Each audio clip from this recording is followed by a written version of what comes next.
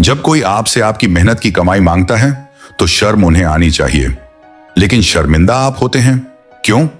क्योंकि आप emotional blackmail का शिकार हैं।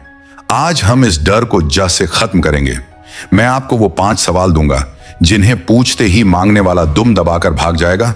और मजे की बात यह है कि आप उनकी नजर में बुरे भी नहीं बनेंगे। रिश्तों और पैसों का गणित बहुत अजीब होता है। अक्सर हम सुनते हैं कि मुसीबत में अपनों के काम आना चाहिए, लेकिन चाणक्य ने इस भावना को एक अलग नजरिए से देखा था। उनका मानना था कि उधार वो दीमक है जो न केवल धन को खाता है बल्कि उस संबंध को भी खोखला कर देता है जिस पर वो टिका होता है। जरा अपने पिछले अनुभवों को याद कीजिए। कितनी बार ऐसा हुआ है कि आपने किसी करीबी को, किसी दोस्त को या किसी रिश्तेदार को पैसा दिया और फिर वह इंसान आपकी जिंदगी से गायब हो गया? या जब आपने अपना ही पैसा वापस मांगा तो आप विलेन बन गए? समस्या पैसा देने में नहीं है, समस्या उस तरीके में है जिससे आप इस स्थिति को संभालते हैं। ज्यादातर लोग इसलिए लुट जाते हैं क्योंकि वे ना कहने के अपराध बोध से डरते हैं।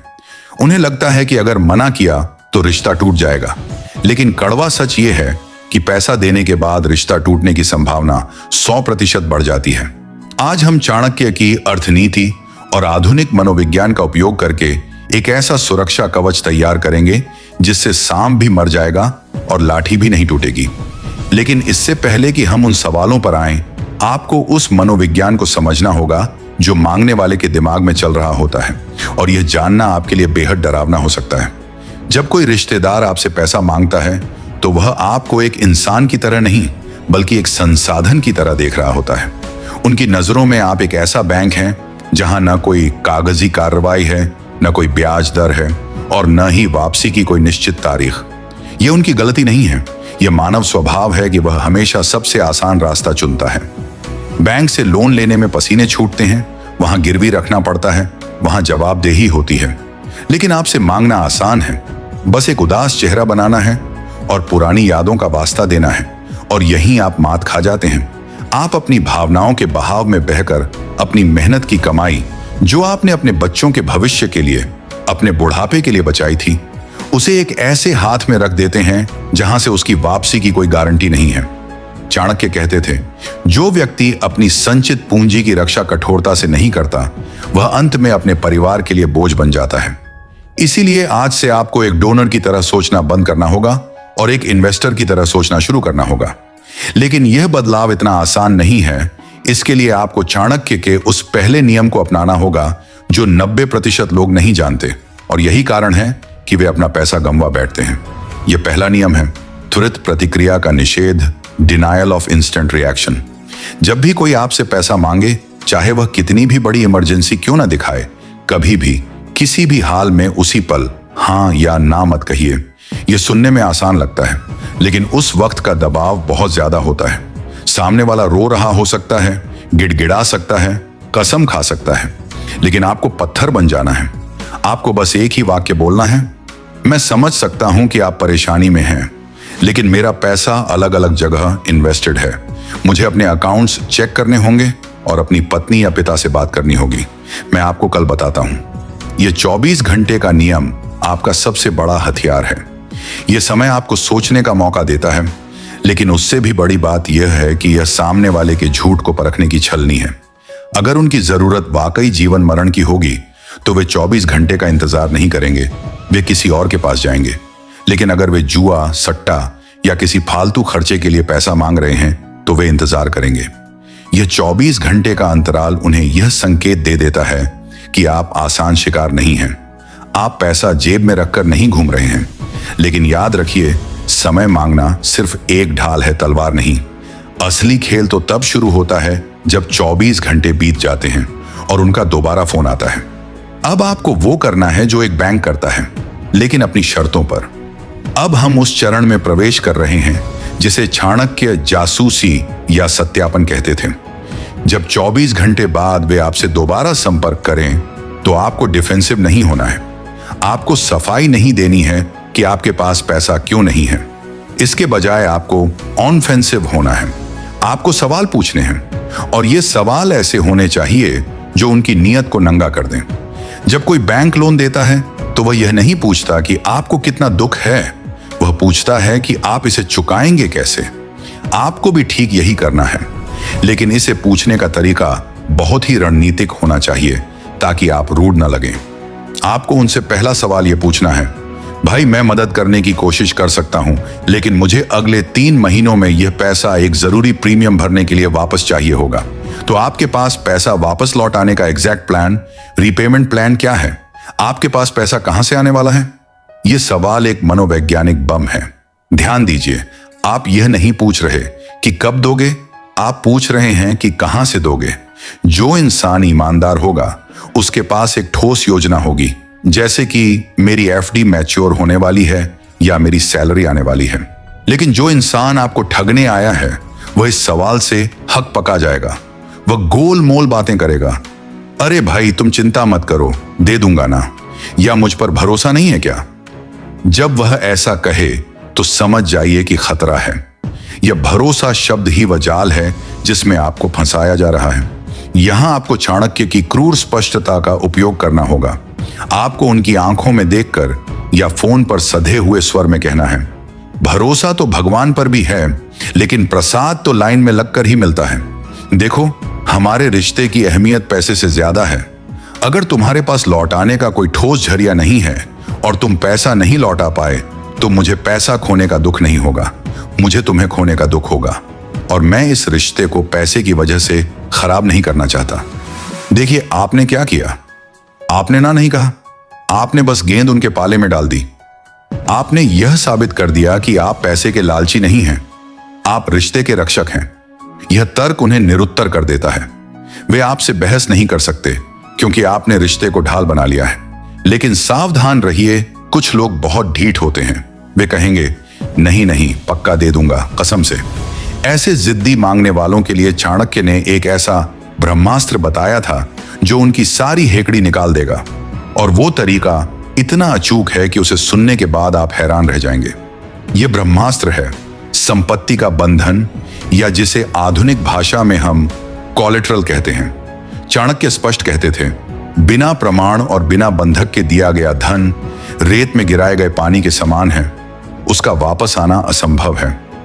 अगर सामने वाला व्यक्ति अपनी कस्मों और वादों पर इतना ही पक्का है, अगर उसे 100% यकीन है कि वह पैसा लौटा देगा, तो उसे आपको कोई गारंटी देने में डर क्यों लगना चाहिए?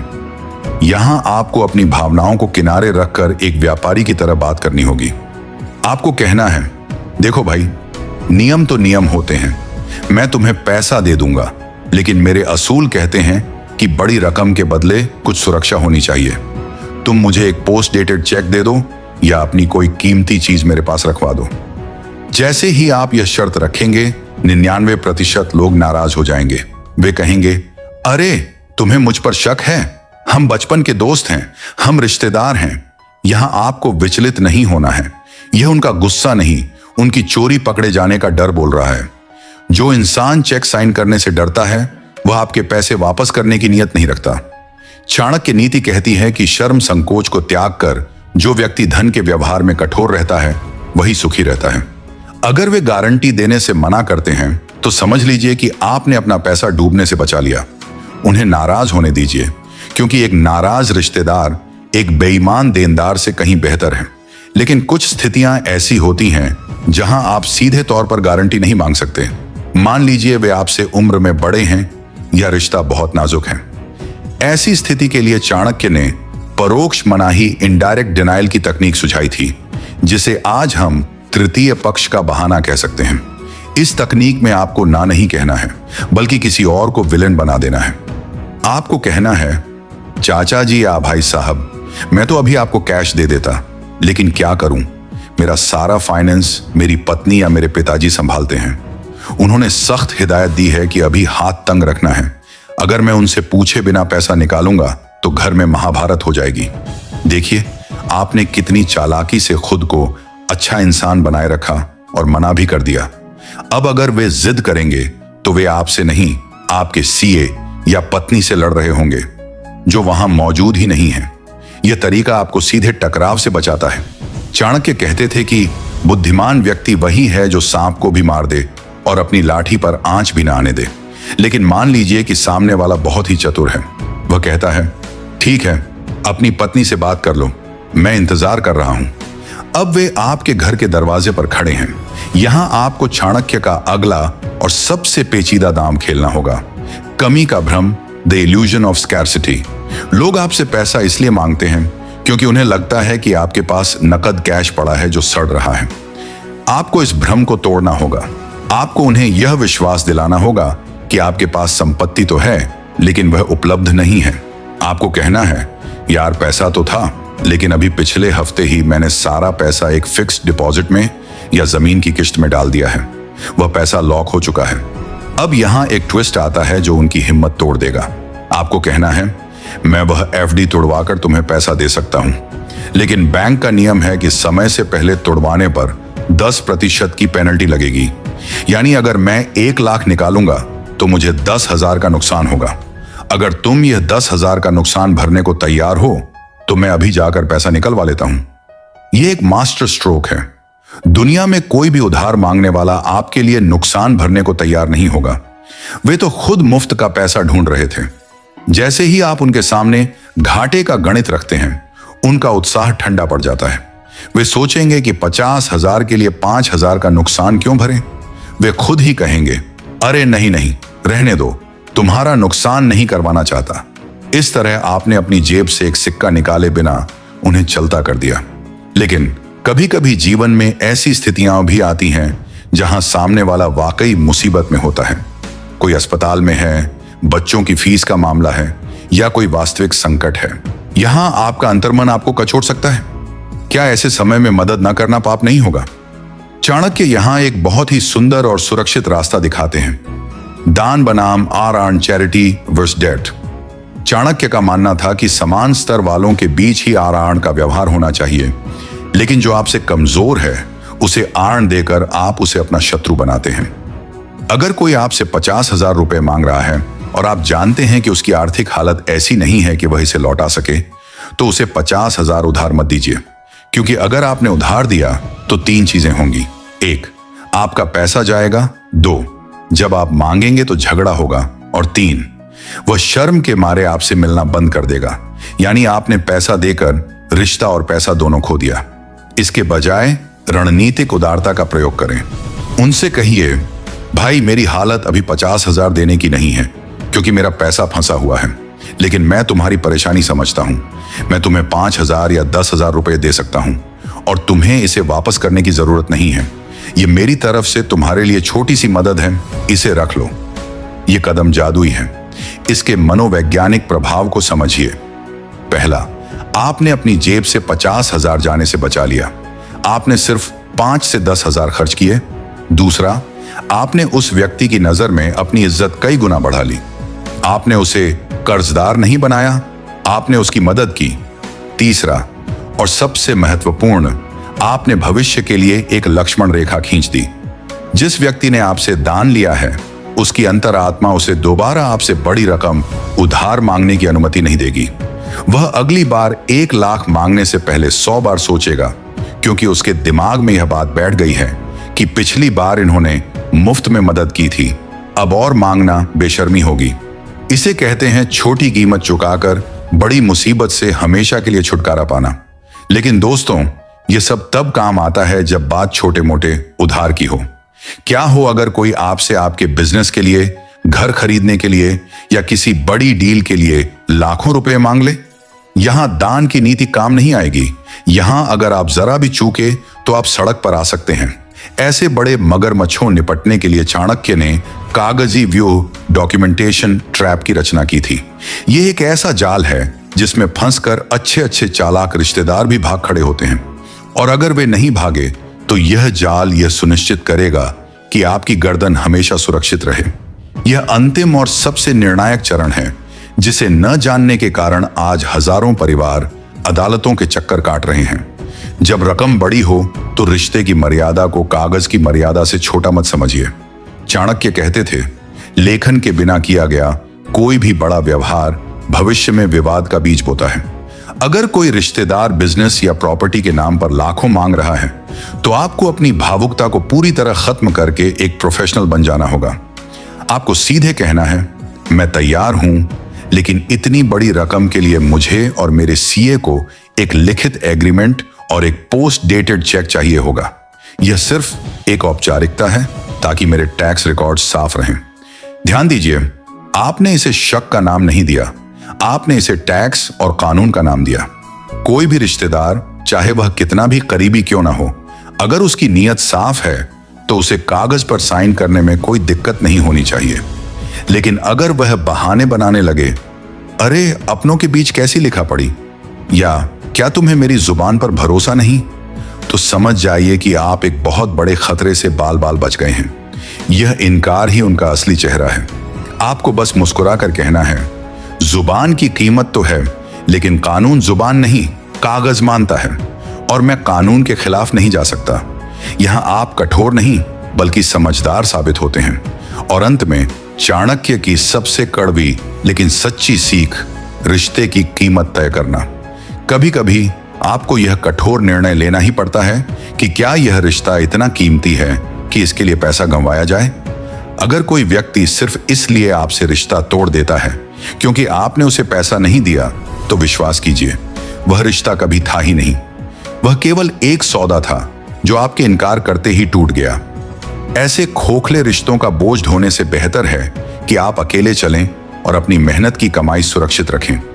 चाणक्य नीति सिखाती है कि स्वयं की रक्षा ही सर्वोच्च धर्म है। जब आप अपनी आर्थिक सीमाओं की रक्षा करते हैं तो आप असल में अपने और अपने परिवार के भविष्य की रक्षा कर रहे होते हैं। ना कहना स्वार्थ नहीं है, यह आत्मसम्मान है, यह साहस है। और याद रखिए, दुनिया उसी का सम्मान करती है जो अपने संसाधनों का सम्मान करता है। जो हर किसी के लिए अपनी तिजोरी खोल देता है, लोग उसे दानी नहीं, मूर्ख कहते हैं। और इतिहास गवाह है कि मूर्खों के पास लक्ष्मी कभी नहीं टिकती। तो आज से जब भी वह फोन की घंटी बजे और कोई उधार मांगे तो घबराइए मत। गहरी सांस लीजिए और चाणक्य के इन 5 नियमों को याद कीजिए। समय मांगना, सवाल पूछना, कमी का भ्रम पैदा करना, छोटा दान देना और कागजी कार्रवाई करना। आप पाएंगे कि ना कहना दुनिया का सबसे मुश्किल काम नहीं बल्कि सबसे सुकून देने वाला काम है। अगर आज आपको चाणक्य की इस फाइनेंशियल डिफेंस स्ट्रेटेजी में अपनी समस्या का समाधान मिला है तो अभी कमेंट बॉक्स में माय मनी माय रूल्स लिखें। यह एक संकल्प होगा कि आज से आप किसी को भी अपनी मेहनत की कमाई का दुरुपयोग नहीं करने देंगे। और हां, इस वीडियो को अपने उन दोस्तों और परिवार वालों के साथ जरूर शेयर करें जो अपनी शराफत की वजह से अक्सर ठगे जाते हैं। शायद यह वीडियो उनकी जिंदगी भर की कमाई बचा ले। चैनल को सब्सक्राइब करना न भूलें